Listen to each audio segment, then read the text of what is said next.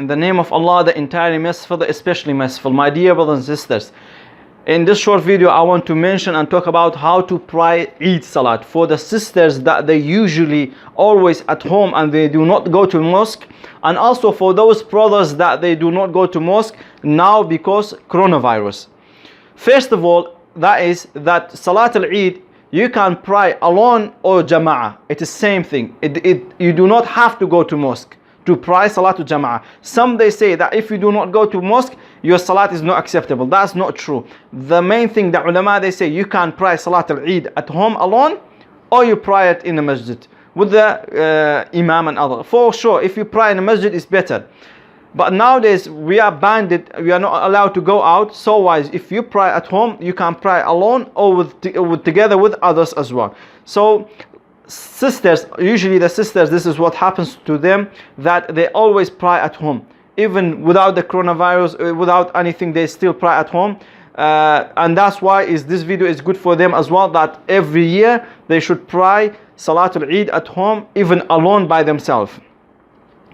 Secondly, that I want to mention that the time of it is after the sunrise. After the sunrise, the Salat al-Eid started. For example, 2:30 is the sunrise. You wait a little bit, like until 3:45 or 3:50. 3:40 or 45. You wait and then you pray Salat al-Eid. This is the time as well. So this is 2. Third thing, it is a 2 rak'at. Salat al-Eid is 2 rak'at, just like Fajr. So after the takbir, after you started, you said Allahu Akbar, you started the Salat, you started saying Allahu Akbar, you entered the Salat, and before that you have the intention in your heart that you pray Salat al-Eid. You have the intention in your heart that you pray in Salat al-Eid. Then you say Allahu Akbar. Then after you said Allahu Akbar, you start in the Salat. Then you do the Dua Iftitah, Allahumma ba'ad bayni wa bayna khataya, this dua or any other duas that you know. After that, you do the 7 takbirat. After you finish the dua, you do the 7 takbirat. You say Allahu Akbar. When you say Allahu Akbar loudly, then you do the zikr in your heart. This time you do not do it loudly, you do it in your heart. You say La ilaha illallah wahdahu la sharika lahu mulku wa lahu alhamdu wa huwa ala kulli shay'in qadir. Then you say Allahu Akbar. Then you do the zikr again. Then you say Allahu Akbar. Then you do the zikr again in your heart.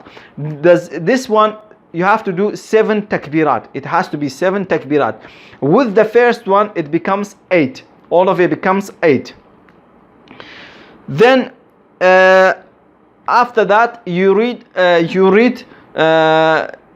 Surah Fatiha, and then after Surah Fatiha you read Surah Al-A'la, Sabbih isma rabbika al-a'la. Then you go to ruku', then you go to sujood. Then when you come up, you say Allahu Akbar. Before you start Surah Al-Fatiha at this time in the second rak'at, of course you do not do Dua al-Iftitah. When you get up, you say Allahu Akbar. Before you start reading Fatiha this time, you do 5 times takbirat. 5. This time you do the 5. You say Allahu Akbar, then you read the zikr. You say Allahu Akbar, then you do the zikr. The zikr is that La ilaha illallah wahdahu la sharika lahu mulku wa lahu alhamdu wa huwa ala kulli shay'in qadir. So you do the zikr 5 times. And again, for first rak'at you read Surah Al-A'la, and second rak'at you read Surah Al-Ghashiyah. Okay, you read Surah Al-Ghashiyah. Then you go to sujood, then you go to then you go to ruku', then you do the sujood. Like this, you finished Salatul Eid. First rak'at you did 7 takbirat. With the takbirat al-ihram is 8 takbirat, and the second rak'at you're doing 5 takbirat, and with the takbirah that you're getting off, it becomes 6 takbirat. This is to do with the salat. Secondly, the khutbah. You are able to do the khutbah and you are able to not do the khutbah. It is up to you. But the thing is, if you're going to do the khutbah, there are rules and regulations for the khutbah that you must know. If you do not know, then don't do it. Just do the salat, it is enough. The khutbah, there are rules and regulations for it that you must know and you must do.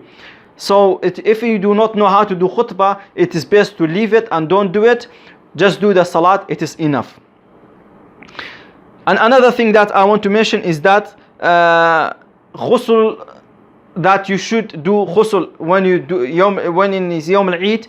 If you're gonna go to Jum'ah, if you're gonna go to the Salat, or if you're gonna be at home, it's best that you wash yourself, as it is Sunnah, and you wash yourself, and also wear nice clothes, and also put nice perfume on you. Of course, this is for the sisters if they're not going outside. If they go outside, then they're not supposed to do this. That's another very important thing that we must know. It is a Sunnah that we must all act upon it, and that is when it's Salat al-Fitr, for example, now this Eid, we should eat something before the Salat.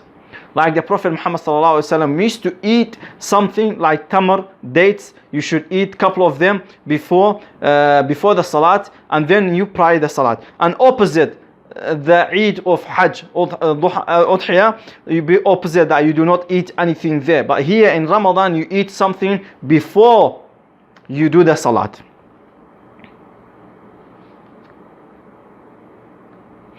And another thing, the last and the final thing that I want to mention is that about the takbirat. About the takbirat.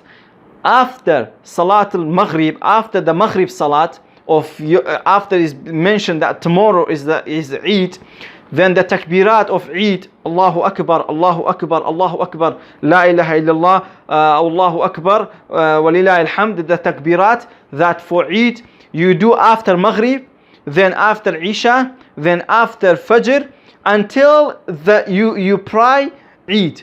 After you pray the Eid, you stop the takbirat for Salat, for Eid al-Fitr. After you pray the takbirat, after you prayed Eid, Salat al-Eid, you stop the takbirat. But it is opposite wise in Eid al-Udhiyah, in Eid al-Duha, for Eid al-Hajj, for the Hajj Eid, you continue 3 days onward for the Eid. But in Ramadan, you only do it until you pray your Eid.